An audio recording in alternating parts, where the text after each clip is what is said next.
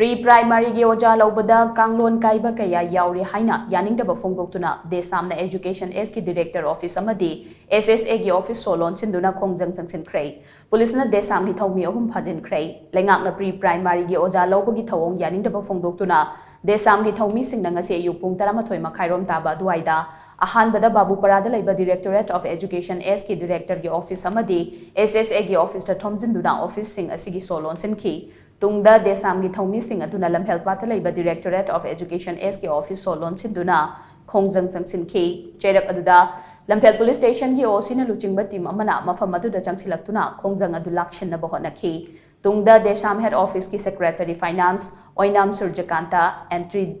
Anti-Drug Abuse Campaign ki Secretary Khangembam Pilot amadi Desam Imphal East District Council ki Secretary General Sorokhaibam Rokyo Police na Fakhi KHONGJANG asiga mari leinana Desam ki President Mayengbam Somorjit na hai Education ki lam asida education ki quality compromise tawba yaba thabak amata tawbiganu haina Desam na mamangda gi hauna lauduna lakli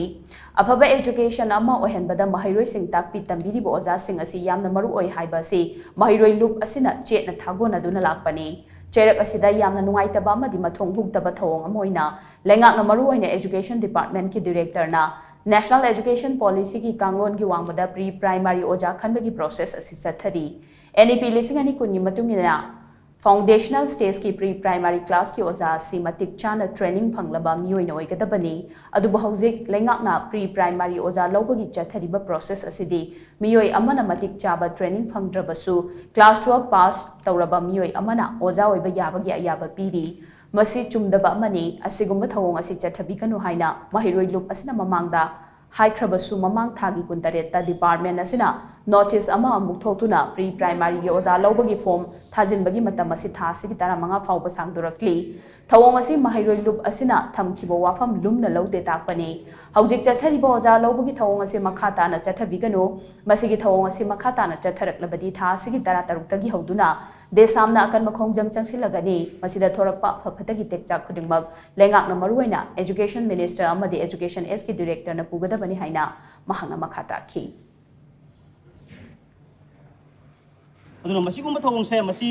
makhata na sungdok dobigano aduga makhata na masigi mathau taba mapi OJAH amu oibagi training se matik chana phangaba matamdada masigi koi OJAH khanbagi thawong se masi Manipuri lengang tobiyo hujik chathariba masigi OJAH khanbagi process se masi kutaka topiyo natragadi samdi masida hiram amadada koi compromise tawroi masigi damakta koi khungbam chetna lepkani makhata na masigu manam na hadana toksumna bhona bataragadi koi 16 June 2024 dagi hina kanba khongjang kya changsin nangba koi sem sagani masida tholakpa afo fadda daita khurimak lengaksina maroina Education Minister amasung masigi department sigi director sina pugdawani habana Desam gi makai digi masi thamjani